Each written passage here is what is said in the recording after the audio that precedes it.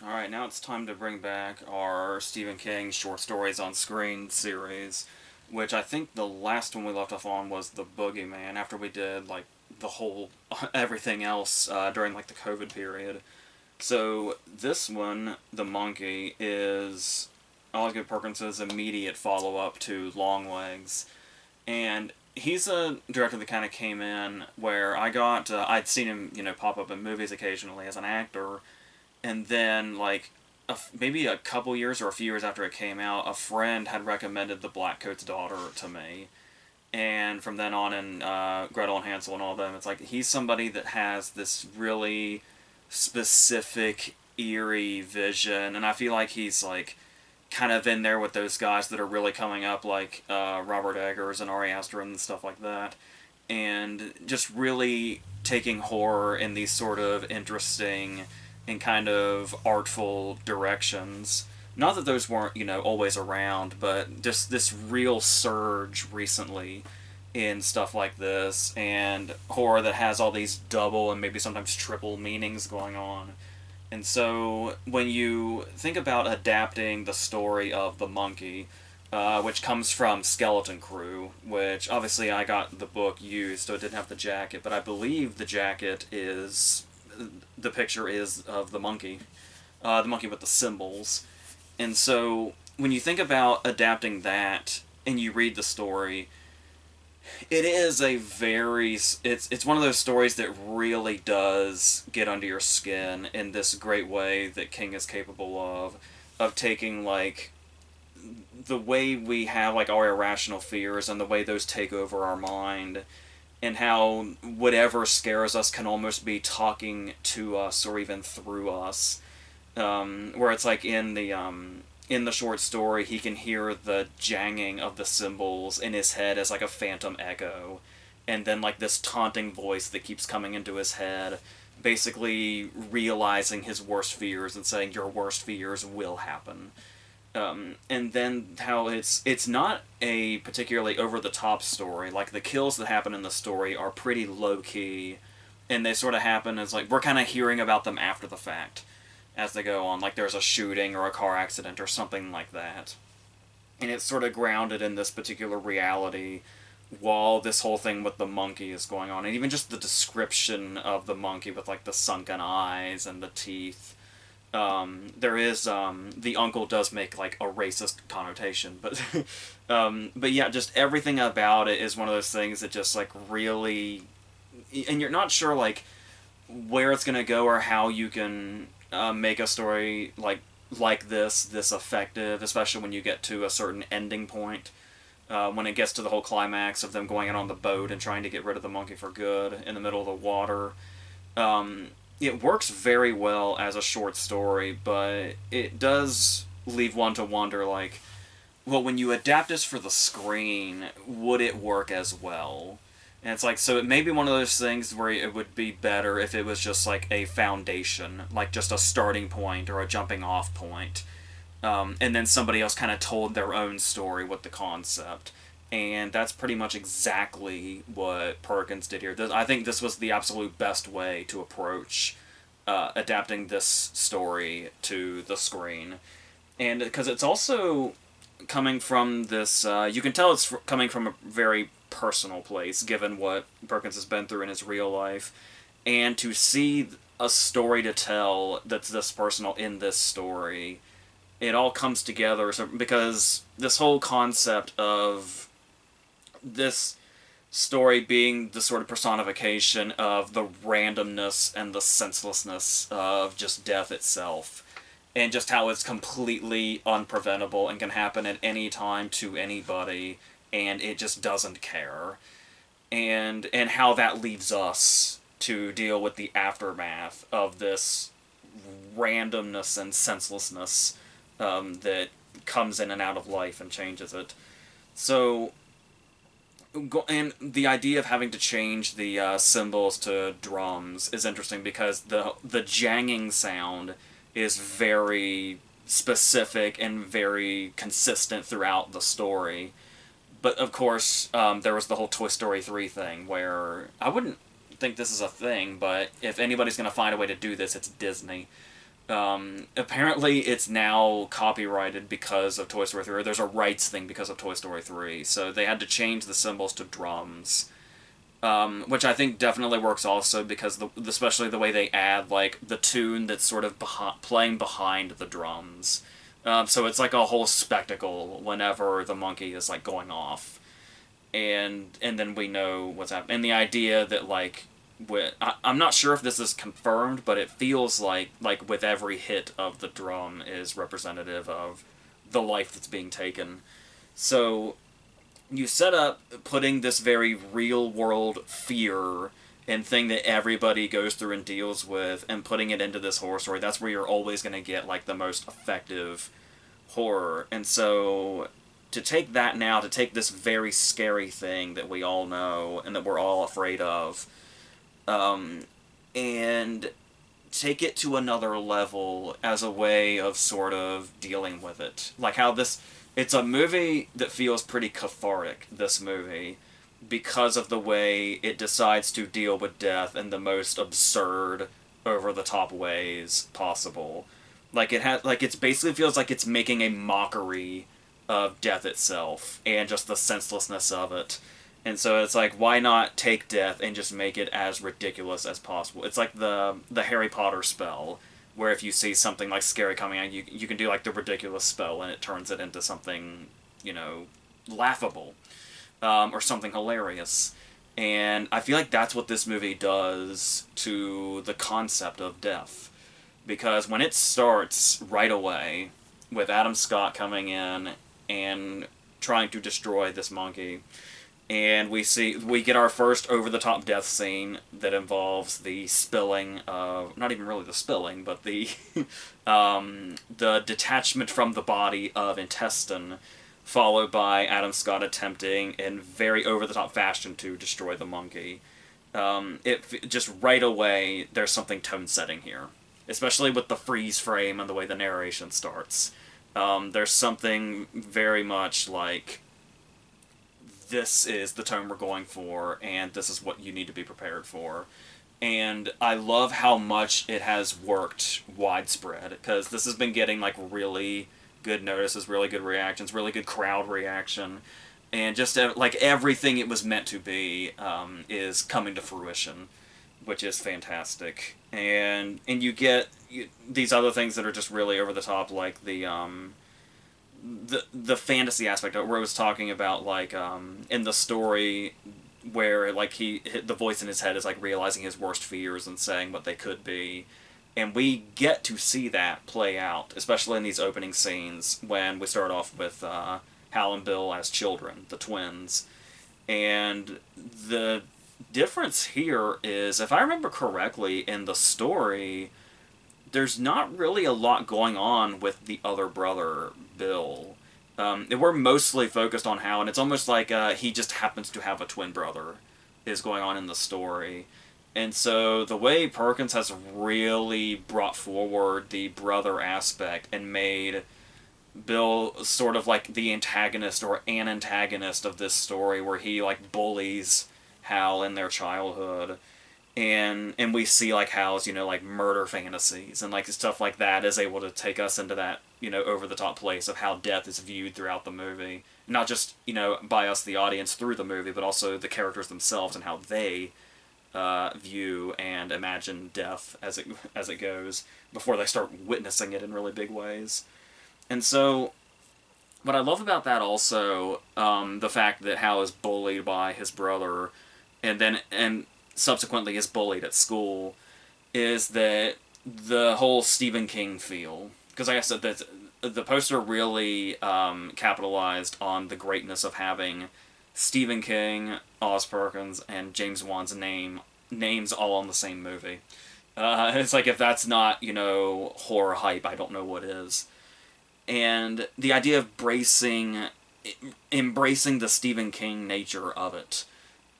Because not only is it his story, but we're bringing in like little things in here, like the fact that the babysitter's name is Annie Wilkes is kind of an obvious one, but the idea of bringing in these bully characters, which for the most part is just like, it just kind of showing his, ordinary school life and kind of setting it in this particular reality that could probably be recognizable to a lot of people before it goes into its over-the-top places.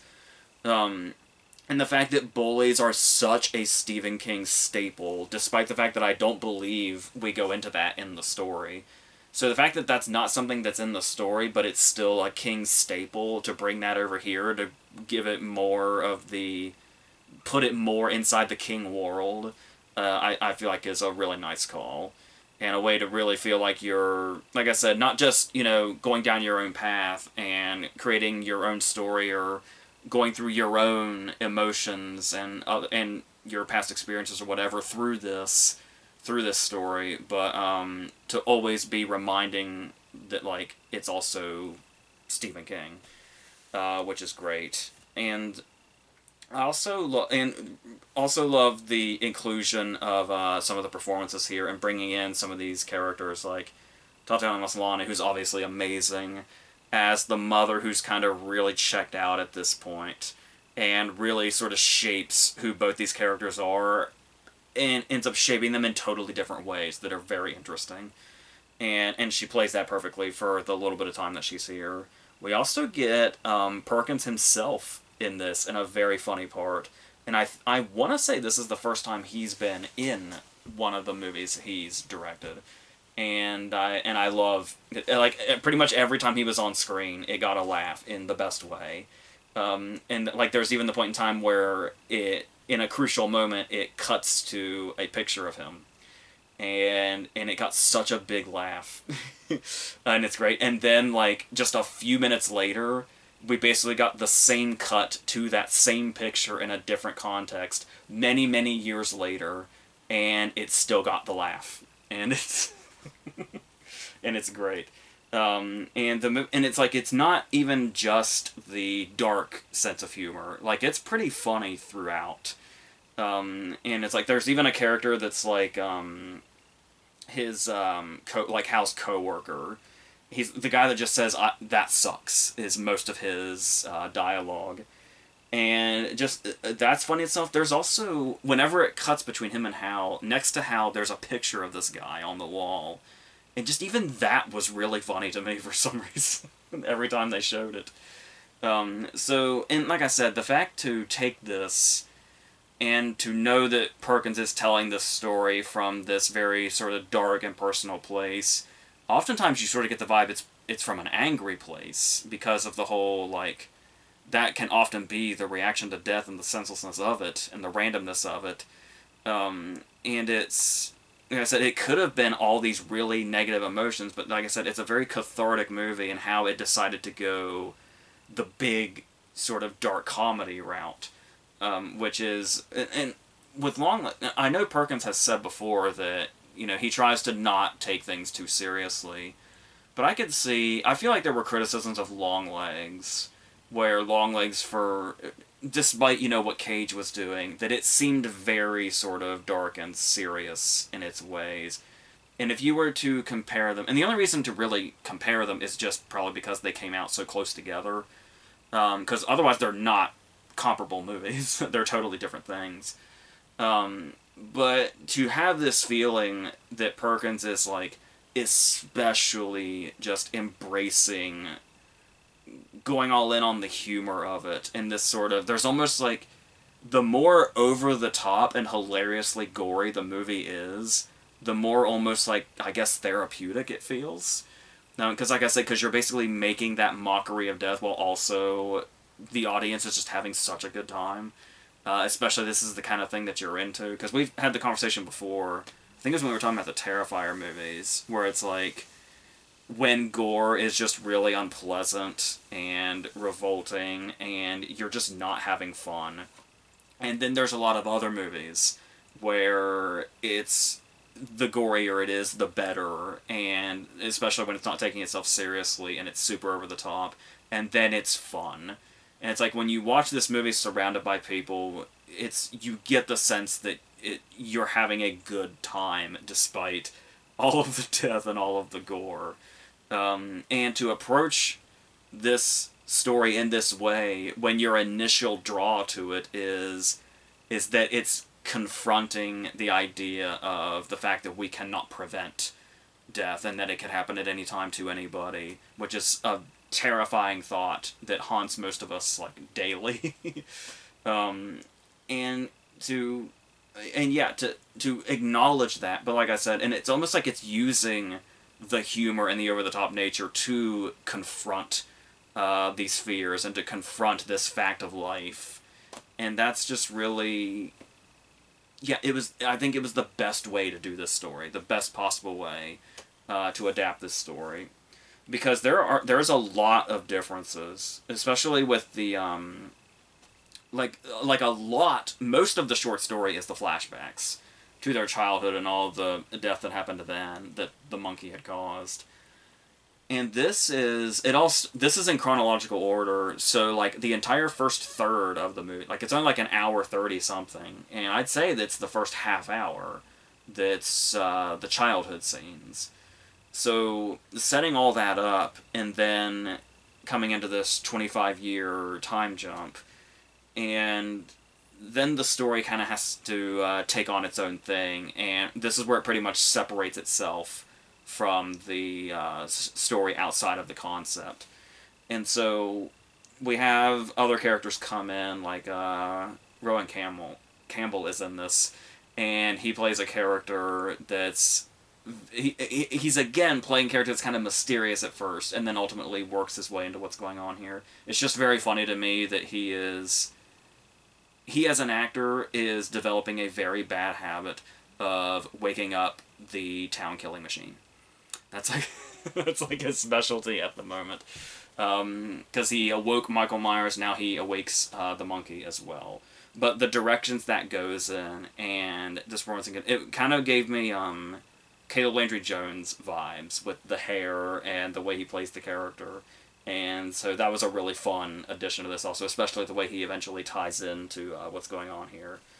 And yeah, that brings us to the inclusion of the other brother, Bill, who, like I said, I feel like is barely in the short story or barely has any real impact in the short story. And to do something with that entirely, especially in this last third, the way they incorporate Bill into the story, which I don't really want to say too much, but I really like the way that was handled and the way they took a character that just really wasn't much in the short story and made him about as crucial as you could possibly be to this story. And the background, and like I said, the way the events affected him as well as... Because we're pretty clear on how the previous events from their childhood affected Hal. So it was always kind of vague what was going on with Bill. So to really dive into that and make the character that Bill is what he is in the direction that goes is really fun. It's especially fun for a climax. So, and the way we kind of ramp up to it and build to it. So I was really liking that also. And the idea of having Hal just have one child. Because in the story, they're like a whole complete family. It's Hal, it's the wife, and it's the two kids. In the movie, they are already divorced, and in one funny scene, she has remarried Elijah Wood, who just randomly appears. I was kind of, when I first saw him, I didn't know he was in it, and I was kind of like, Elijah Wood's in this is fantastic, and then that's all he's in it. And I feel like I would have been disappointed where it was like, oh man, I really wanted more Elijah Wood. But it's so easy to get caught up in the rest of what's going on. I had already moved on. Like, I forgot that he was a character. And that's just a testament to how much else is going on in this movie that's really got your attention. So, I loved all of that. And also the idea of another change is that he only has one kid that he's estranged from because of fear that the monkey will come back someday and kill the rest of the family. He's decided to isolate himself, and that's basically alienated him from everything and everybody in his personal life. And so to set the character up that way, like that's where he is now, not only is it a nice change, but it just makes sense. like you see that and it's like, yeah, that makes complete sense that this is where this character is now, and how one of the conflicts is that he's going to have to try to incorporate his way sort of back into his son's life, who resents him for pretty much never being there, and he was never there for a reason that we perfectly understand. So yeah, so whether it be the character work and the over the top nature of everything, the relationships, like everything that's a change from it feels like it's, like I said, less like it's like intentionally trying to distance itself from the story and more just using the story as a jumping off point to kind of be its own thing, but it never abandons what the story was. It still always feels like an adaptation. It just took it in new and fun directions, many of which that you don't expect.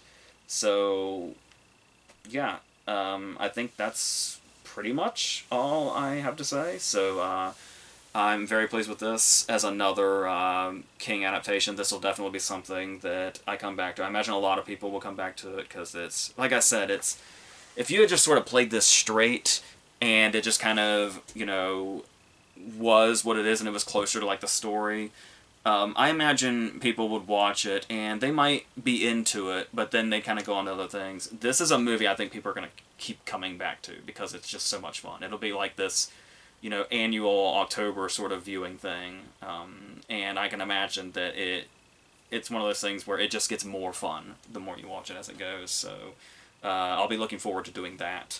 So that's where I'm going to leave this. We've got more of the reviews coming for what's come out this year, that Woody Harrelson movie. I still need to get to the Keke Palmer movie, but we're mostly... I don't feel too far behind, so I feel good about that. So we'll keep catching up on all that stuff, though, and the new stuff, and whatever else comes up. So until the next thing, I think that's it.